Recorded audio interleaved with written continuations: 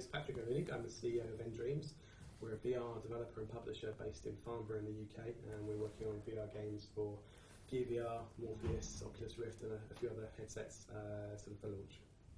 So explain what you, if you can, summarise your talk you just had it here at SouthWest VR. Sounds quite interesting. You've got some interesting thoughts on the AR side of things, haven't you? So my talk was really looking at augmented reality and what's happened recently with the Microsoft announcements of the HoloLens and with Magic Leap and the stuff that they're doing over in the US. Sort of gazing into the future and at what we think they're doing in terms of augmented reality and what's possible if they can do this thing called pixel darkening, which means they can actually darken the pixels of the light so you can see the real world, but also they can render it completely over the top. What it means is they're going to be able to jump from the real world, augmented reality, straight into VR. So you have a little doorway appear on your table, you look at the doorway and suddenly you go into that and you're in a VR world where you can look around and interact in VR and jump between the two. So I was talking about that. It's a few years off, but I think that's where this technology is going to end up. It's going to be AR and VR sort of seamlessly linked in a single headset, and there's some pretty cool stuff you can do with the two of them.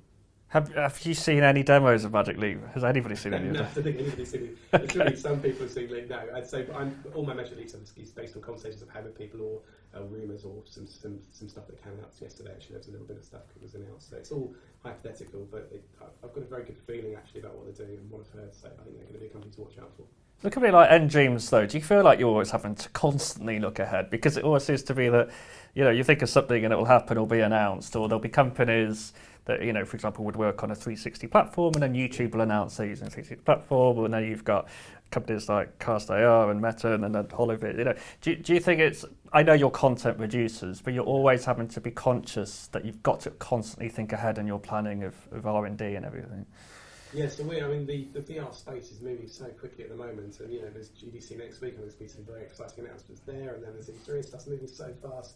Well, I certainly feel like we have to constantly keep ahead. We're always talking to people, we're always trying to find out what's going on, we're always trying to look at where the industry's going to be in 12 months' time or 24 months' time, and it's challenging because the industry's growing and changing so fast, and one moment you think Oculus are going to be the big winners, and then suddenly Steam announced a VR headset, and there's all sorts of crazy stuff going on at the moment, and it's really hard to predict who's going to be the big players. So we're trying to be platform agnostic. We're supporting all of the major headsets, and we're in a fortunate position in that all the stuff we're doing is able to sort of move over because we're using engines that make it fairly easy to switch, things like Unreal and Unity.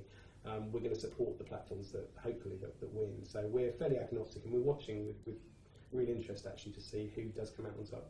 Do you think the Gear VR has excited you that mobile VR is a very, very viable platform? Gear VR is fantastic. Actually, it's really nice. I mean, it's such a strong headset, and the latency is so low. It's just such a comfortable experience for people to use. Obviously, graphically, there's limitations because of what you can do on a Note 4 when you're drawing things twice at 60 frames a second plus.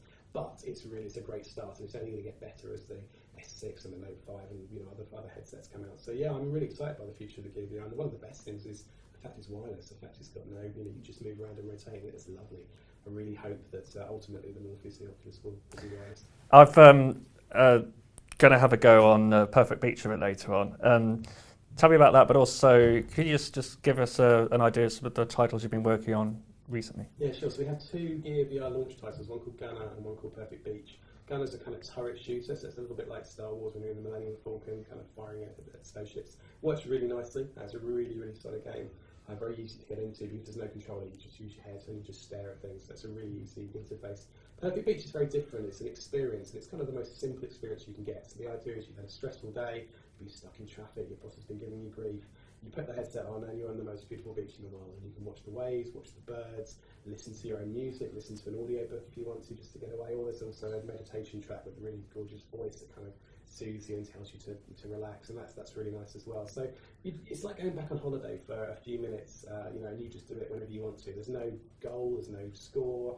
You're just there relaxing and chilling, and you can move around the beach and you can change your body, and there's a few other bits and pieces, change the time of day, but it's kind of a relaxation sim. Well, for people who know me now, I'm a huge ASMR fan. I've been talking about this in the VR world for ages, so I like anything like that. I'll just squeeze in another question. You might have read recently that Qantas are looking at putting VR, they're giving you something like that would obviously work quite well in an ally. Are you sort of looking at very niche content, supplying niche content to certain companies? We're not really doing that at the moment. I mean, we're more focused on trying to make a handful of really good games that will, could be one of the biggest games on the headsets as they launch. But we are talking to a number of people, and if there are interesting opportunities that come up, we may jump on them. I don't know. So the Qantas thing is a fascinating example, and you can imagine being a dentist actually and just having a headset. It'd be brilliant. It'd be the best way to switch off from something scary, or surgery. It'd be amazing. So yeah, hopefully we'll get involved with some of those things, but primarily we're focused on games and experiences for the big headsets at the moment. And finally, what can we look out for? What can we expect from you guys? Maybe not by the summer, but maybe before the end of the year, do you think? We announced a game called The Assembly last year at E3, which is our big title. It's a really epic adventure game, really rich story, 2 characters. It's designed for consoles and PC, so it's not going to be coming out on Gear VR. And we're putting a lot of money, a lot of time into that. So that's really our big game this year, and you'll hear a lot more about that later on as we go through the year. And we're also showing off a little demo we did last year called skydiving, which is quite fun, and it's possible we'll do something with that as well as we move forward through the year. And there's a few other bits and pieces that we'll talk about. So we've got quite a lot on the go.